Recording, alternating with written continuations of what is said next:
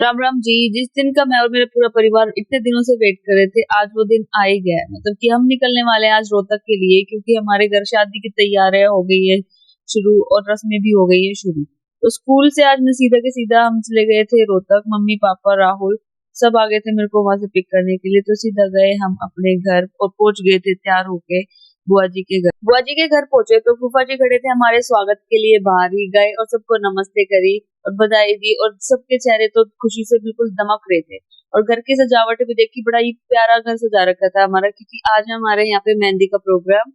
गए अंदर और मिले अपनी प्यारी बुआ जी से, और देखा तो बुआ ने तो ऑलरेडी मेहंदी लगवाई ली थी। बोली कविता तुम सब तो आए नहीं थे और मेहंदी वाले बैठे थे, तो मैं सोची ले मैं ही लगा दूं ताकि तुम सब आओ, इतनी मेरी मेहंदी सूख सके।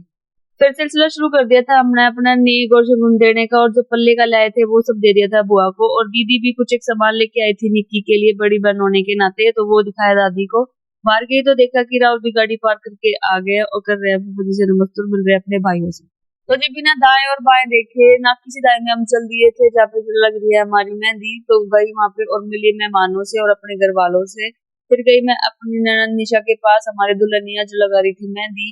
जाके उसको भी मैंने हेलो हाय करी और जुप्पी के साथ एक प्यारी सी बधाई दी। फिर बारी आ गई थी अपने यारी प्यारी रिश्तेदारी और परिवार वालों के साथ बैठ के फोटो कराने का। और फिर ये कैमरामैन भी खतरनाक ही था। बोला जी झूठ मूठ का एक बार डांस वाला स्टेप बना दो, ताकि जब डांस करोगे तो फिर मेरे को लेने की जरूरत नहीं पड़ेगी।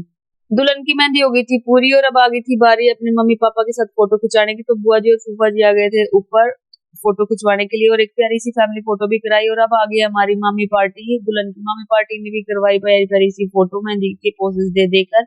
और अब फाइनली मैं भी बैठी गई हूँ मेहंदी लगवाने के लिए। ये भैया भी बड़ा स्पीड वाला था, झटपट लगा दी थी उन्होंने मेहंदी, और मैंने अपने हाथ पे लिखवाया दुल्हन की भाभी।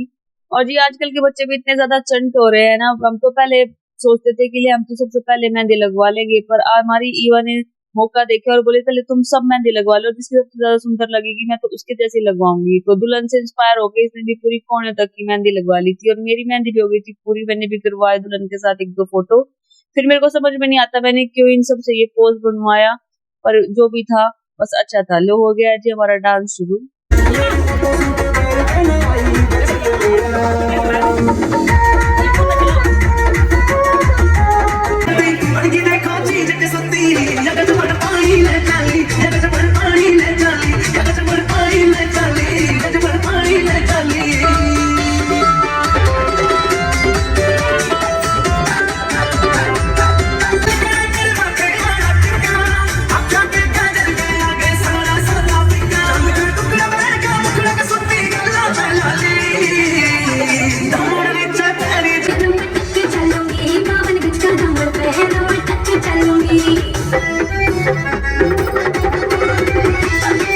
नाच गाना करने के बाद अब बारी आ गई थी अपने दई देवता को याद करने की। तो दादी और ने बैठ के ने गाई ये गीत दई देवता के नाम के 5 पता से, और फिर गाई कुछ एक बंदड़ी। आप भी सुनो 2 मिनट।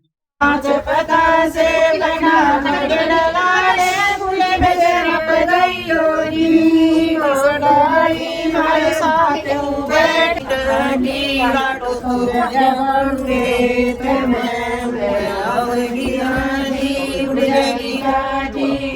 शाम तो हो गई थी रात, और डांस गाना कर करके ने उठ मस्तार ली थी खूब। अब लगाई थी सबने भूख, तो बिना देर करे सब चल दिए थे अपना खाना खाने, और पकड़ ली थी राय अपने टेंट की। जाके ने टेबल पे बैठ गए थे, और मेरे सास ससुर के तो कमेरे पूत राहुल और रोहित लग रखे थे सबको खाना खिलाने में।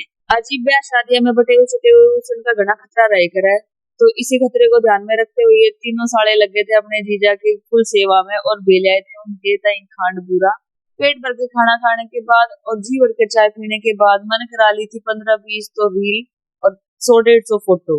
हम सब ने करा के फोटो कर दी थी सब बाय करने की तैयारी है। फिर मतलब सब तगड़े मिल कर हम हो रहे थे ऐसे भावुक। मगर बहुत ज्यादा याद मत करना, मैं कल सुबह फिर आ जाऊंगी, घनी दूर नहीं जाती। तो आज के लिए बस इतना ही, मिलते हैं अगले व्लॉग में। जय श्री श्याम, स्टे ट्यून्ड।